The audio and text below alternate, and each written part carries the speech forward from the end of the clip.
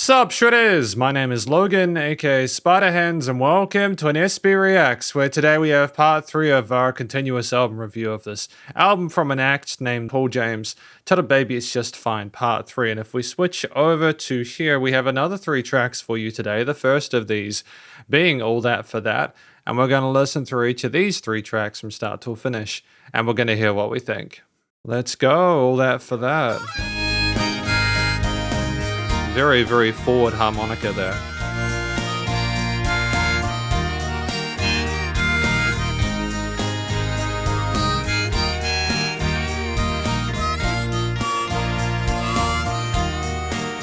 I bet 100 on the under and the favorite to win.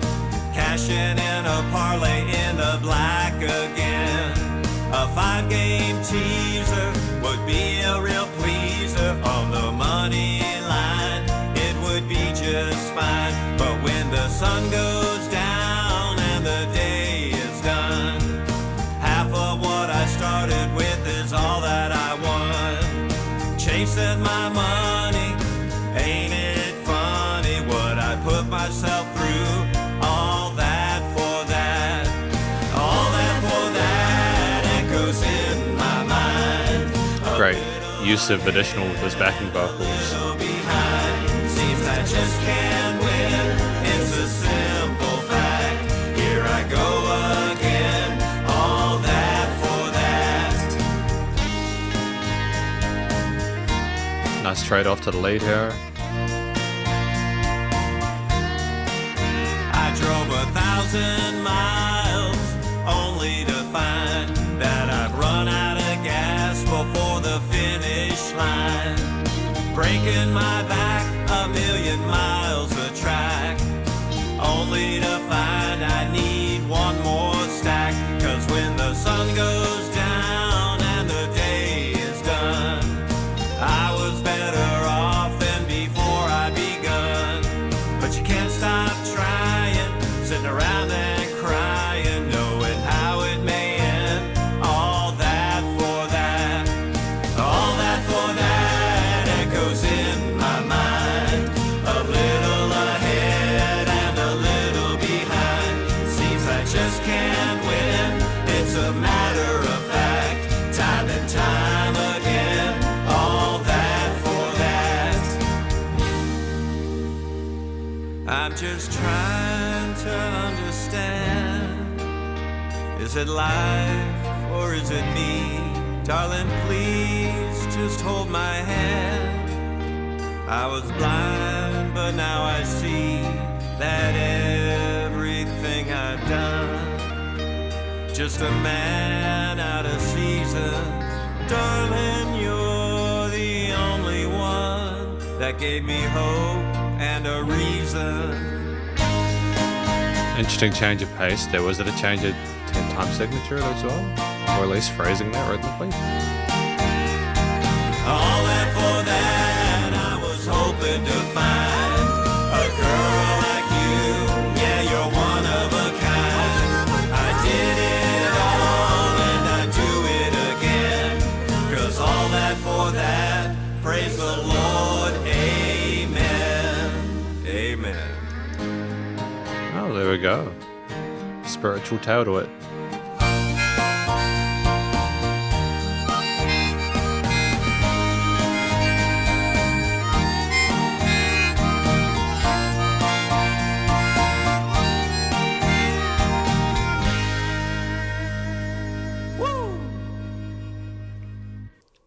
Interesting. So that was our first track for today, All That For That. I think it's a great, reintroduction to Paul James's work after the weekend. So what do we think this first track's about? I mean, I think as if it's pretty straightforward. It's talking about the gains that were made, the advances, but it's also discussing the fact that it almost feels like a Pyrrhian victory unless we have someone to share it with, all that for that. And we'll go out again, but we really just are looking for that person to share our spoils with. That's effectively the And I think that is an interesting, very mature angle to approach it. A lot of the times people are focused purely on the path to victory rather than what comes afterwards. I think part of what's done well with this track is the cheery tone and the catchiness, I think, of the all that for that. The hook line is repeated. There's a nice bounciness to the choruses rhythmically, whether it's the main vocals or the backing ones. And there's just a nice tie-in and transition between those verses and the choruses. I just think the energy there is nice and positive and upbeat, but it's also kind of relaxed. It's an interesting approach because it almost seems like we've come to terms with the fact that it's kind of like feels a bit empty. We're showing gratitude for the fact that we've been able to be successful at all, but it's also a case of being like, well, I wish we could have more. So it's just kind of people coming together to accept that fact and sort of console each other, I think. And I like the voiceovers, the ladies, sort of like voiceovers on the tops or on the sides there. It's just great to hear people coming together with Paul James to kind of sort of like help sort of like meter things out and balance it a bit and make it a bit more cheery despite kind of how depressing the subject matter is, to be honest, not too much, but like, there's a bit of darkness in there, bit of discomfort. But I think another thing that works really well are the alternate lead layers. So like the harmonica at the start was very assertive. It was up in your grill. And I think that it had a chirpiness and a cheeriness that matched the brightness of a lot of the chords and the harmonies.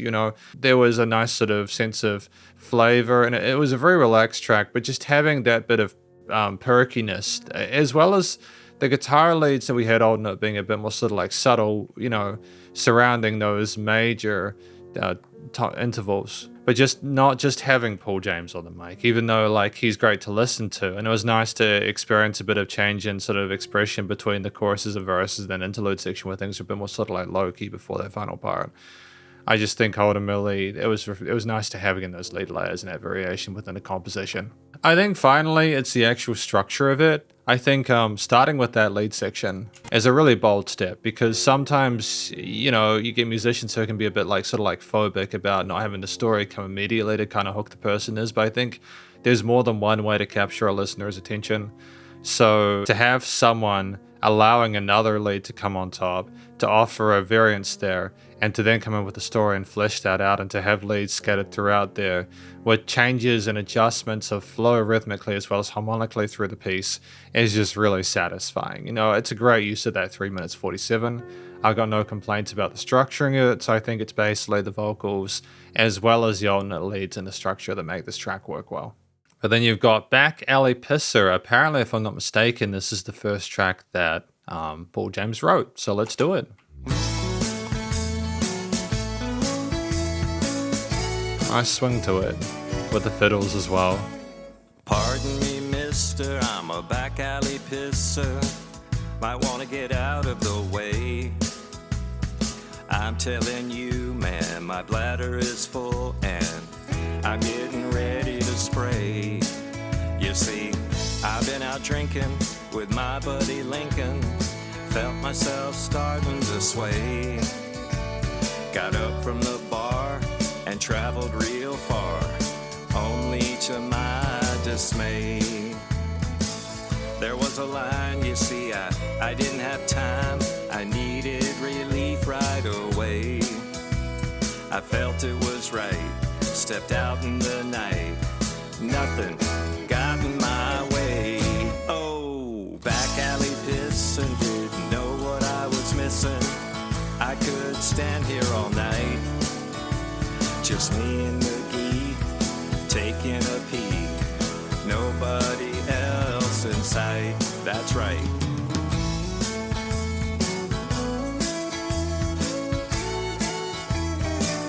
Is that the guitar and the fiddle together? Now, pardon me, ma'am, I hope you understand. I like my privacy. Now, don't get me wrong, I wrote this song, but I just couldn't foresee that across the nation a new sensation would have started with me. By not doing time, standing in line, counting my ABCs. Oh, back alley pissing, didn't know what you were missing. We could stand here all night, just me and McGee, and Sally makes 3. Oh Lord, something here ain't right. Oh no, get it. Nice little lead into this bluesy riff here. or country riff.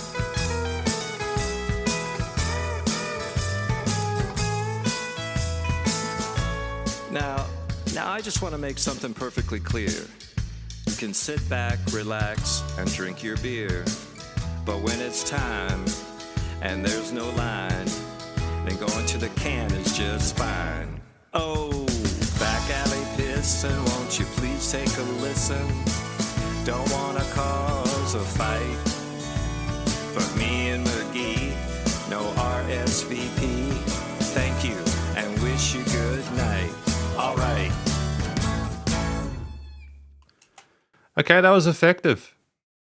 That was an effective track number 2. Back Alley Pisser. You know, it's pretty straightforward. I think this song about someone needing to take a leak at the bar and having to go around the back and other people joining in eventually or starting a new trend or fashion is just a fun idea. I think that's something that I feel works well about this track. It's just a kind of a unique subject matter. I know that it isn't necessarily related to the quality of the vocals or the instrumental performance or anything like that, but I just feel as if it's really important to have different things to talk about. Things that are more sort of personal to yourself or things that are not overdone, because in this day and age where there are billions of songs, you need to stand out. And it can be just these little things, these little nuances which can be enough to go, oh, that's a thing. You know, that's a thing. That's a different thing. I haven't heard that before. And it piques people's interest. And I think another thing that works well with this track is the actual use of the guitars. The different guitar tones as well were great. I like the different textures to those and different ways to approach between the cleans and the slightly kind of crispy distorted and then like the solo parts, a bit of drive and grit to those. I think it was a very sort of like it was a really elegant, should I say, lead part, going between the low and high range of the instrument. But whilst being stylistically appropriate, it's just, you could imagine a band playing whilst he's talking about this. And I think initially I wasn't necessarily sure about having him as the only vocalist throughout the entirety of it, being an entirely solo performance, but I think it is really just his perspective in this track. So to create this environment where it is like you're at a gig or something like that, you could have potentially sort of like filtered the music at one point to show that you're outside the venue or something like that around the back. But I feel like that would have maybe been a little bit sort of like too much of a transition between parts, you know. I don't know. Either way, I think it's a really cool idea. And I like the fact that the instrumental parts were both played well, you know, from the drums to the bass to the guitars to the fiddle, you know, everything going on there. You got those parts fleshed out. There were nice little bits of ear candy and call and responses, and the stereo field was fleshed out in terms of the way those instruments appeared. It was a really well thought out and textured song and arrangement. But it was just also the place it sort of created in your mind. You could very easily follow along to it. And you can understand that they're the person going along there. It's very well done. I think I will give a shout out as well to the sound of the extra instrumental performance itself and the way it's performed. So not necessarily the note choices or the instrumental layers within the mix, but just the actual way that it kind of replicated a live performance very well with its structure. You can kind of imagine when the string instruments went away and it was just a drum kit. You can kind of imagine the guy on a podium talking about this, not wanting anything else to compete with his range within the arrangement. And I just feel that interlude section at middle 8 where it was just the drums and him leans into it really nicely. I suppose then you could have potentially had the rest of the people coming in because there's the rest of the bar getting behind him in that situation. But either way, it's well fleshed out. And I think that, again, when he says get on it or get going or something like that to the lead guitarist as well, you can imagine people on stage actually... Like, I suppose what I'm trying to say is it kind of sounds not just like it's created an atmosphere, an ambience of being in the pub and going down behind it, but it's also that it's played like a live performance there. And I just think those two things are different enough to sort of say separate to each other without over-conflating them. So I think it was the subject matter as well as the instrumental layers and the atmosphere that it created, as well as the actual way that things were recorded and put forward that was really good. We've got one more track today, The Man in Your Mind. Let's do it. Trumpet.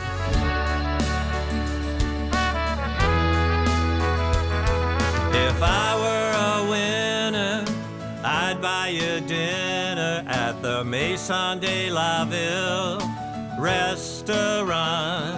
I'd fly to the moon, be back before noon, with some sushi in my hand from Japan.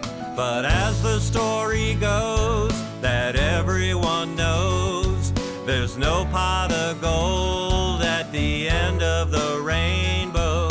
I'll keep on dreaming, pretending to be him, the man in your mind, till the end of time.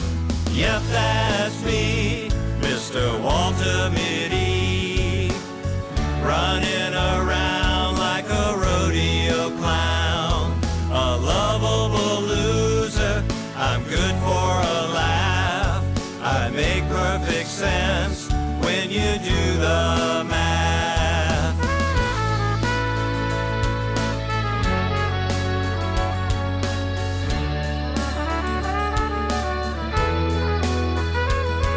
If I were Sorry to interrupt. I just love the combination of the trumpet solo, plus that really ethereal sound, that really gorgeous glow to the guitar in the background. It's just a really interesting combination of elements there that tonally are just sort of exquisite.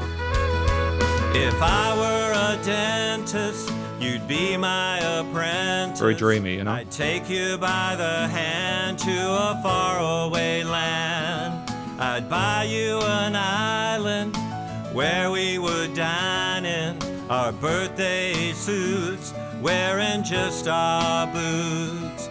But as the story goes, that everyone knows, the grass is always greener on the other side. I'll keep on dreaming so I can be him, the man in your mind who will treat you kind.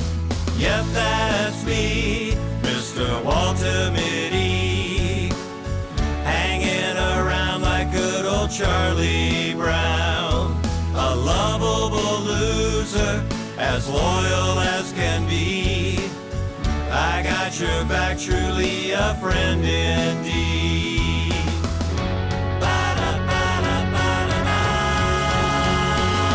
It's my imagination with great What a twist. expectation, in search of us across the universe.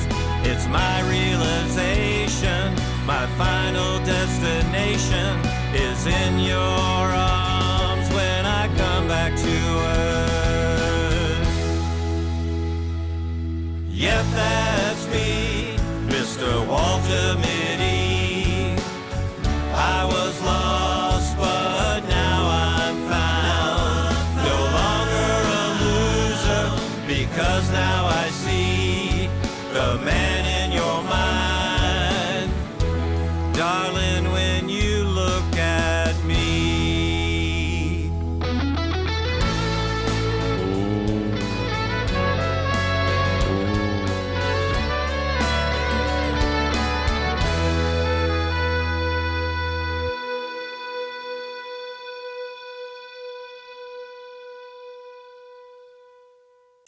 Because you can hear the trumpet. You could have potentially have had an extra second or two at the end of that. Didn't necessarily need to cut off at the end. I think that it was just wonderful to allow that sort of like reverb tail of the guitar kind of like fade out as much as it did, and for the trumpet to kind of key in underneath it. So apparently it took a bit of time to figure out the name of the song. They went between Second Sucks to Lovable Loser to The Man in Your Mind, from what I understand. And then also, apparently, the trumpet was a last-minute addition. They heard it in the middle of another song, as I understand it, Paul James, and they decided that they would like to have it. I feel like it was a really important piece to this. It's a very poignant tone, you know, in terms of the instrument there. It's kind of like almost like casting a farewell to, you know, whoever you thought you were supposed to be or something like that. It's almost like we're saying farewell to our doubts that we had about ourselves being enough, I suppose, and then looking at ourselves, realizing who we are is enough. So I think that I feel like this is a subject matter that a lot of people will be able to relate to, you know, our own sort of self-impressions and not knowing what is in the other person's mind and thinking we know who they are, but we really don't. We have no clue how other people think of us, you know. It's difficult to know exactly what that is, and a lot of people maybe aren't introspective enough to sort of understand how they really think about other people. They have to sit down there for a second. It's not an instinctive thing. But either way, I think it's really interesting subject matter, and I appreciate its existence. One of the things that works well here is the adjustment of the choruses, the lyrics in that last section to the first few times through the hook. And I know it's a small thing, but it really shows the evolution through the piece. And that's a journey. And when you're listening to a track, especially with the spacey sort of themes there, the interstellar vibes there going through space and going back to Earth, you're kind of realize you want there to be a journey. You want there to be an adventure that reflects that, and coming back and changing our viewpoint on it just makes sense. It's just logical, you know. So it's satisfying to have those things connect like that. I think also what is really kind of like special about this track is the little bits of vibrato that we get from Paul James there. We can sing. We've got technique. We handle ourselves on the microphone. It's subtle. Like, we're not doing massive variations and warbles and stuff like that, but there's just a nice little neat flicker at the end of a lot of these lines that show that we do have vocal technique there. We can not only hit the notes, we can do more than that, and I appreciate that sincerely. It's good to explore that. I think that if you're too sort of like linear with your approach with these, and if there's no ornamentation, it can run the risk of being a little bit too flat. So I'm glad we had that flavor there, you know, that was nice. I think finally it was, again, as I mentioned throughout several points of the track, it was those guitar and like those trumpet layers. I just think the way they fed off each other was, you know, it was a euphoric experience. It was wonderfully beautiful. It was not just the note choices and the chords or the arpeggios that were playing or the scales or the sequences that the trumpet was playing over top. It wasn't just the isolation of the effects chain of the guitars with the kind of Strymon-esque kind of like glow in the upper registers and making it seem sort of interstellar. It wasn't just, again, the versatile, like, poignant phrasing of the trumpet with its tone as well. It's how it all came together and how it made the track transcendent. It's like we understand that Paul James can sing, but they can also put these wonderful textures and colors into the piece in a way that makes it sort of like grow. And there was this incredible build towards that last interlude there before we went into the final chorus there, which was just really great. I'd say this is probably one of my favorite tracks from Paul James because of that. There are some songs in here where we've clearly learned from the ones beforehand and we're continuing to grow. And it's been an interesting journey throughout this album, I'll admit. There's a lot of twists and turns, but I think that we're going in the right direction with it. And we're going to talk about these tracks more in the conclusion. Because welcome to the conclusion of our review of this album from Paul James, titled Baby It's Just Fine Part 3. These comments are going to be exclusive to the 3 tracks that I reviewed today.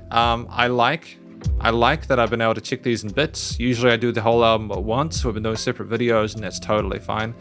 It's just been interesting to have these in little spoonfuls. I've already done many conclusions per song. There'll be overall comments on it. But I think what worked within this track really, or this part 3, I suppose, across the 3 tracks, is that Paul James knew when to sing and when to kind of have others come in, when to be alone, when to get help. And the reason that's so important is that these tracks had different subject matters. You know, all that for that was a song where we were kind of looking at ourselves being alone and the other people coming in. And we kind of had people commiserating with us. You can imagine the shared experience they're having. Whereas Back Alley Pisser is maybe their own sort of story, working through their time of doing the thing in the back of the alleyway and then having other people start join in and stuff like that. And it was like a solo experience for a lot of it vocally, which was interesting. But like, I respect that because it's their own interpretation or perception of it, you know, their own experience. The Man in Your Mind, I think it's more to sort of fill up this frequency spectrum or stereo field in a way where it just seems bigger in those chorus sections, but you still get the impression that it is, you know, Paul James kind of like sort of navigating the ship there and sort of putting their thoughts forward there. And there's a wonderful journey we go on where he becomes more comfortable and confident within himself that is reflected within the piece. A lot of the music does the heavy lifting in that one, but he has some chops as well solo on the mic, and I appreciate that. It's knowing when to be ourselves and when to sort of like get other people in help that's really important. I think additional to that, it was the different instruments and how sort of appropriate they were for that. Like there was so many I didn't talk about in The Man in Your Mind, primarily because I'm trying to sort of stick to 3 things I appreciate about these tracks. And there was a lot more. I think The Man in Your Mind in particular was phenomenal. We just had these incredible sort of like tones to the trumpets and the guitars, but they're also really sort of like Fantastic beats on the drums there, and the bass as well, supporting the low end. And we also had the keys playing some really incredible melodies there, some arpeggios and sequences there that were really kind of pretty in the mid to upper range there, and kind of cascaded across the mix. We had fiddles and harmonicas as well, and we had absolutely no filler in none of these tracks. We also knew when to have less. There were songs where we simply had just the drums, such as Back Alley Pisser in that part with the vocals. We knew when to come in with the vocals straight away and to have like the harmonica solo. And we had lots of trade-offs and cooler responses, and we even had some dedicated solo sections like with the guitar solo on Back Alley Pisser, but we also had like dual solo sections like The Man in Your Mind and stuff like that with the trumpets and the guitars kind of feeding off each other. And it was just how to put instruments together that created these images in your head, these vivid environments there that were described there, and how to connect them in a way that made sense. So we handled our instrumental performances well, and we colored them well as well. Finally, I think in general the production is really good. I'm really happy with the most part with the studio production across the board here with these 3 tracks. The leveling of things is really neat. To be able to have Paul James's vocals come through clearly, to be able to have the guitars and the bass and the drums and the fiddle, the strings, the harmonica and the piano and everything else, and the trumpet as well, be placed in a way where you can hear them clearly, to have the different vocal parts, not only in the center and also the mains together, but kind of have some parts coming on the sides there, shows an understanding of how to fill out the stereo field as well as the frequency spectrum with no weird resonant frequencies or anything like that. Things were niched well. There was dynamic range to it as well. Things weren't the same loudness all the time. Parts came down and came up there. We allowed things to kind of float a little bit again, like with The Man in Your Mind there with the trumpets and the guitars at the end, with the kind of natural resolution there. There were some songs where they kind of started a bit more. Actually, I think all 3 tracks started relatively succinctly. Ultimately, there was headroom to it, and it was nice enough with the pumping so the bus compression limiting was handled. There were no points where I was like, I feel like this could have been done better, or it could have been done improved with the existing elements within the arrangement. There were some parts where the drums sounded a little bit fizzy for my taste, such in Back Alley Pisser and stuff like that, but I don't mind that necessarily. When you've got a set of ingredients in the mix, I still give credit for when we can make those parts work together really neatly, and it was fantastic. So ultimately, those are my thoughts on these 3 tracks overall, part 3 of this album from Paul James titled Baby It's Just Fine, and hopefully you enjoyed it. If you did, please go show him some love via the various social medias and the YouTube page, and stay cool and stay safe, and please remember to support your local musicians and artists at this point in time, as you need the help more than ever with all the crazy stuff going on in the world. And I'll catch you in the next SP Reacts. Spiderhands out.